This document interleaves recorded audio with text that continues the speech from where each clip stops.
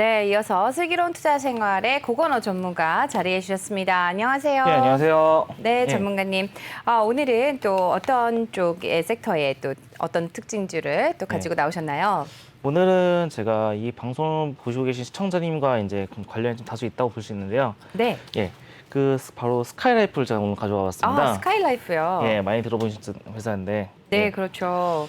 예, 이 회사가 알고 보면 우리 국내 유일의 디지털 위성 방송하는 회사입니다. 그렇습니다. 예, 네. 2002년도 월드컵 때 전에 본방송 개시를 했고, 뭐 가입자 200만 돌파, 2007년 돌파했고, KT 세계지민 디지털 묻어져 나오는 게 2011년, 그리고 2017년부터 방송하고 인터넷 결선을 출시를 했습니다.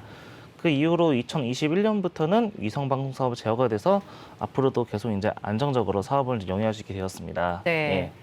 지금 스카이라이프를 가지고 오셨는데요. 네. 지금 보니까 TPS 중심의 장기적인 이익 기반을 확보했다라는 이야기가 있는데 정확하게 지금 뭐 그 TPS라는 게 알뜰폰과 위성방송, 인터넷을 더한 3종 결합 상품을 TPS라고 하는 것 맞습니다. 같아요. 네, 맞습니다. 네, 지금 정확히 어떤 회사인지 하나씩 좀 분석을 해봐 주시면 좋을 것 같아요. 어떤 사업 부문을 가지고 있는지부터 좀 알아볼까요? 일단 사업 부분 같은 경우는 두 가지 사업 부분을 나눠집니다. 네. 기본 첫 번째는 위성 방송 서비스, 네. 그리고 KT 스카이라이프 위성 방송 서비스라고 있고, 방송 콘텐츠를 제작하거나 방송 채널을 공급하는 스카이라이프 TV, 이렇게 크게 두 가지로 나눠지고 있습니다. 예. 이 스카이라이프는 21년 6월 말 기준으로 396만 가입자를 보유하고 있고요. 네. 360만 명이면 396만 명이면 전체 점유율이 얼마나 되죠? 가입자 수 기준으로는 8% 남짓을 8%. 그러면 KT 입장에서는 스카이라이프하고 올레하고 합쳐야 되는 거죠? 합쳐야죠. 일단 KT 입장에서 그렇지만 기본 전체 방송 시장을 나눠서 보면 IPTV, 뭐 일반 뭐 공중파라든지 뭐 케이블 TV, 그리고 맨 나중에 있는 게 우리 스카이라이프입니다. 예. 올레하고 스카이라이프의 관계는 어떻게 돼 있나요? 자회사랑 이제 모회사 관계라고 볼 수 있는데, 어느 게 모회사죠? KT가 모회사고, 그리고 자회사가 스카이라이프고, 그러면 올레는 KT에 소속이 돼 있는 겁니까? 그렇습니다. 예, KT 지분의 50% 정도로 가지고 있다고 보시면 됩니다. 네네. 예. 그리고 이제 그 방송 콘텐츠를 제작하거나 채널을 공급하는 것은 스카이라이프 TV. 네. 이 부분에서 이제 광고 집행이라든지 이런 게 이루어지는 거고. 근데 아니 스카이라이프로 지금 텔레비 보는 사람들이 왜 많죠? 왜 그러냐면 스카이라이프 같은 경우는 사실상 많다기보다는 그 일부 이제 도서 산간 지역이라든지 그러니까 떨어지는 그쪽에 랜드라인이 있지만, 안 들어가는 지역들을 말씀하시는 그런 거죠? 쪽도 있지만 대부분 이제 스카이라이프가 단독적으로 위성을 보기보다는 결합 상품으로 그래서 가져온 케이스가 많습니다. 결합 상품이라 하면 어떤 걸 말씀하시는 거죠? 간단하게 말씀드리면 인터넷과 TV의 결합. 그러면 스카이라이프 위성을 통해서 인터넷을 한다는 얘기입니까? 그 회선은 일반 유선 인터넷을 하고, 예. 방송에 대한 것은 이제 스카이라이프로 이제 방송을 본다. 근데 아니 인터넷 회선이 들어가는데 왜 올레를 안 하고 스카이라이프를 하는 거죠? 일단 제가 보기에는 일장일단에 볼 수 있다고 볼 수 있는 건데, 일단 인터넷이 안 들어가는 곳이 아직도 있습니다. 그러니 거기는 스카이라이프밖에 예. 텔레비를 볼 수가 없죠. 예. 근데 거기서 인터넷은 안 되잖아요. 인터넷이 됩니까? 스카이라이프 인터넷 통해서? 안 되죠. 네. 안 되기 때문에 이런 약간 두 개 다 즐기고 싶으신, 예를 들어서 저는 그렇지만 일반적으로 방송 수신하거나 그런 건 스카이라이프 충분합니다. 네. 다만 이제 양방향 서비스를 하기 위해서는 이제 인터넷 회선이 필요하고, 그리고 또 말씀드리자면 DCS라는 게, 이거는 여기서 제가 오늘 DCS라는 게 있습니다. 네네. 기존까지는 인터넷을 위성 접시 안테나로 네. 수신하고 직접 보는 형태였다고 하면, DCS라는 것은 인터넷 회선으로 그걸로 통해서 스카이라이프 콘텐츠를 즐길 수 있게 그렇게 증가하고 있는데, 어떻게 보면 KT의 사업 영역하고 같이 시너지가 날 수 있다라고 볼 수 있는 건데. 근데 그렇게 본다면 KT 입장에서는 스카이라이프하고 올레 TV를 갖다가 합치는 게 낫지 않나요? 합치긴 난데, 제가 보기에는 저희가 그래도 안 그래도 저도 좀 의문스러워서 같이 이거 가입을 하고 있는 친구에게 물어봤어요. 야, 너 왜 스카이라이프랑 또 IPTV를 가입 안 하고 스카이라이프하고 인터넷 따로따로 가입했냐? 이유 중 하나가 뭐 진짜인지 모르겠습니다. 대부분 IPTV 대역폭을 좀 잡아먹는다고 합니다. 그래서 인터넷에 걔는 약간 하이엔드 유저라서 인터넷 회선에 대해서 약간 좀 인터넷 회선대로 가고, 방송은 그냥 스카이라이프로 보는 걸 그러면 예를 추구하다. 들어서 인터넷은 올레로 하고 예. 그 텔레비 보는 거는 스카이라이프로 했을 때 예. 요금은 어떻게 되나요? 요금은 이제 기본적으로 말씀드리자면, 이제 스카이라이프의 최신 요금제 중에 하나가 아마 홈 결합 할인을 해서 30% 정도 할인이 들어간다고 그러니까 합니다. 올레를 가지고 TV도 보고 인터넷 하는 거 하고. 예, 모바일도 같이 하고 그렇게 하면 모바일 해당돼서 30% 정도 할인 혜택을 받고 있습니다. 근데 그렇기 때문에 거기서 이제 TV를 갖다가 올레가 아닌 스카이라이프로 했을 경우에 예, 그렇습니다. 요금은 같습니까? 요금은 거의 비슷한 걸로 보고 있습니다. 지금 제가 보기에는 뭐 어떻게 약정을 했느냐 그리고 어떻게 뭐 사은품을 받았냐 안 받냐에 따라 차이가 크지만 만약 사은품 안 받았을 경우에는 평생 동안 30% 할인 혜택이라는 건 상당히 좀 좋다고 볼 수 있는 거고요. 네. 좀 어떻게 보면 광고로 다가가고 있는데 예. 지금 그러면 스카이라이프의 KT의 지분이 얼마나 됩니까? 스카이라이프의 KPT 지분은 50% 정도 되는 겁니다. 나머지는 어디죠? 나머지는 국민연금이라든지 뭐 개인 투자자들이 이렇게 기타로 나오고 있습니다. 예. 한국방송공사, 방송공사 예, 그렇습니다. 뭐 자사주, 스카이라이프, 자사라이프, 우리사주. 그렇죠. 예. 근데 지금 말씀하신 것처럼 올레에서도 그 컨텐츠를 제작을 하고 예. 스카이라이프에서도 제작을 하고 예. 하는 거 아닙니까? 주 스카이라이프에서 제작을 좀 주로 메인으로 하고 있는 거 알고 네. 있습니다. 저 아시겠지만 그 에로 부부라는 거하고 그리고 강철 부대 그것이 스카이라이프가 이제 채널 A를 합작을 해서 만든 거거든요. 네. 이번에 좀 핫했기 때문에 그것도 수익률의 증가가 있었다라고 볼 수도 있고요. 예. 일단은 말씀드리자면 그 수신료 매출 비중이 97% 된다고 합니다. 스카이라이프 TV는 수신료 기준 매출이 광고랑 수신 매출 비중이 전체 매출의 한 97% 된다고요? 예. 매출이 1년에 얼마나 됩니까? 매출 기준을 보면 안 그래도 이번에 실적을 좀 발표를 했는데 네. 예, 별도 기준으로 1,612억 원, 예, 전년도 대비 4.3% 감소했고요.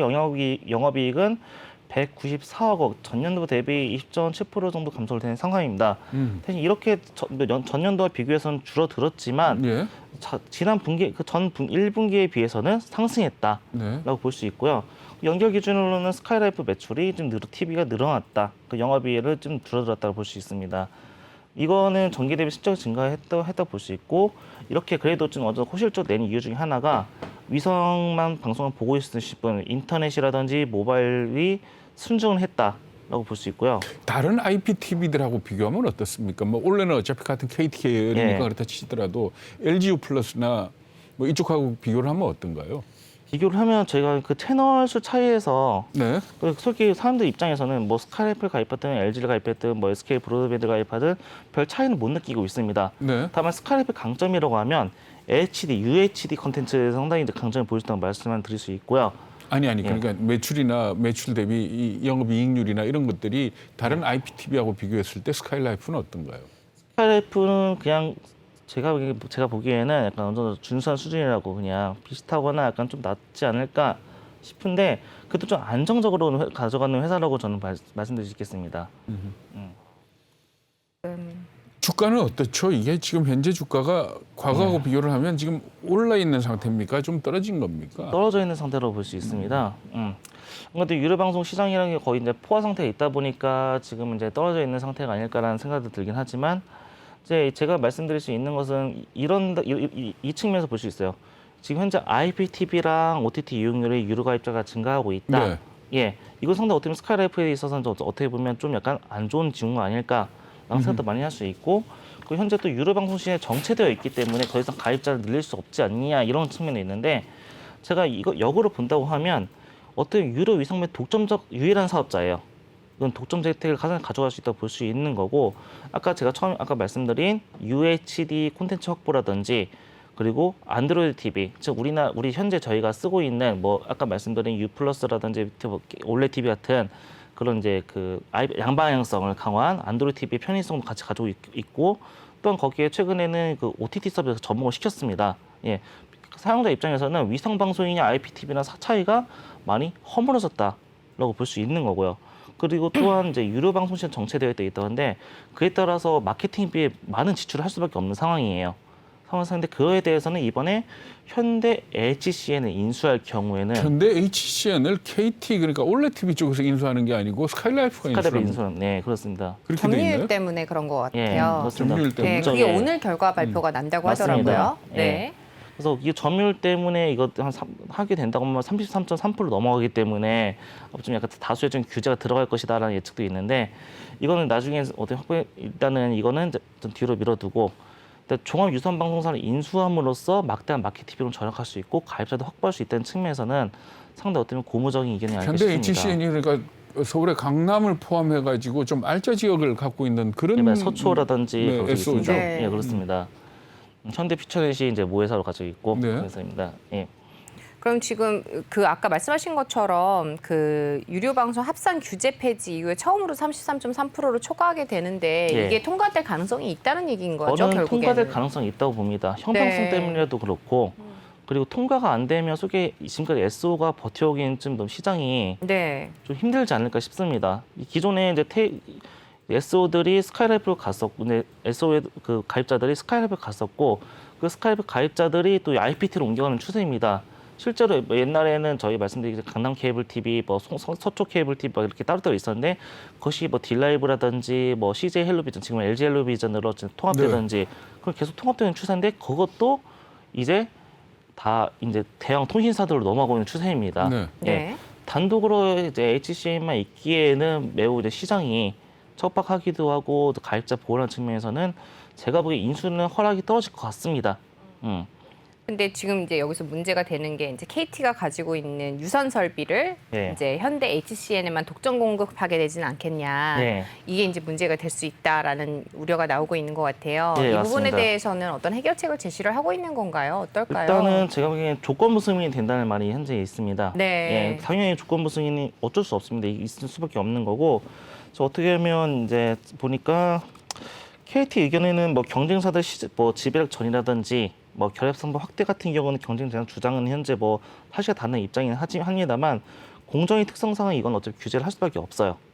그렇기 때문에 어떻게 되면 초과 일단은 뭐 KT 그 상품 결합 판매라든지 위탁 판매라든지 아니면 전환력을 금지하는 것이 조건을 내걸리지 않을까라는 예측도 하고 나와 있는 걸로 알고 있습니다.